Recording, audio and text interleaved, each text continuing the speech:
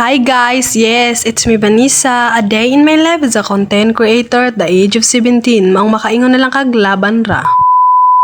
So, ini nga video is ubani ko ninyo magluto sinabawang karne. First is hiwaon na to ang karne. Kay unya na nataod-taod hugas sinigting maghiwa. Inga naman ko magluto.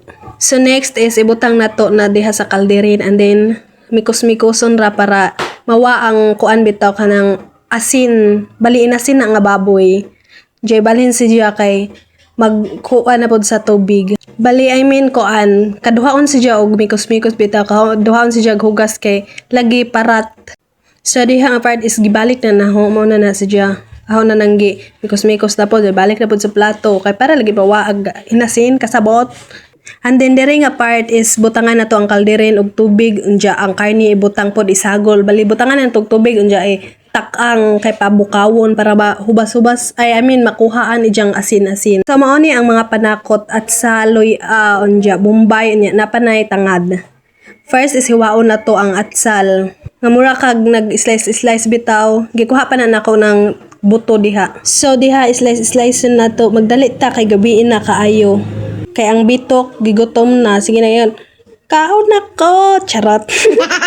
Sunod is hahon na nang ipakpakan ang luya. Nya hiwa-hiwaon, malamang basin matukan pa naman ang magkaon diha og dili hiwaon. Impas pug ko. So next ana is Bombay, bali pakpakan sa nato daan kay nga nabitong ijang murag basta pakpakan na nato and then usa hiwa-hiwaon. Actually guys, gusto ko mano ninyo nga once nga ni nga magwang ka apo mo na or kuan di ka nang anak gajud nga anak. Once magwang ka, katigo gajud ka tanan. Pero depende ako basta kay katigo nako. Charot ka hambog. Bitaw asin.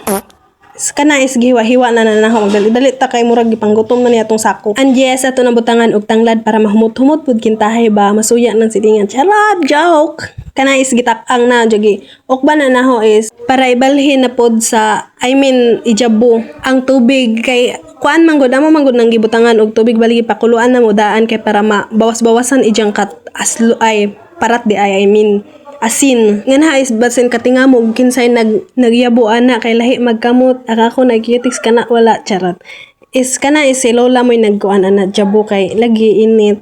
Kay lagi di siya gusto maintanta charot. O ayan. Kana is gidugangan na ni lola og kanang tubig bitaw kay para ana na ang exciting part bitaw mo na sa nagsugod ang pagluto na ho. Next kay hingkuan man siya kulo-kulo naman siya ibutang na nato ang mga panakot. First is atsal and then pwede man enjoy idungan pod atsal, Bombay, luya or tanglad, pwede man enjoy idungan. Ang ako is lisod man magvideo ang pikas anja ang usa mo ipamutang ang mga lamas. And then kana is butangan na bitsin. Kabawo mo guys, di ka jud lali ma-vlogger kay imo pikas kamot na ay cellphone anja ang usa mo inig hawid or nagbuhat. Kana is mikos-mikos kay para pud halo ang ijang kuan. Ijang lamas para malami pud kintahay ba. Kana is gitilawan na nahoan so mo to.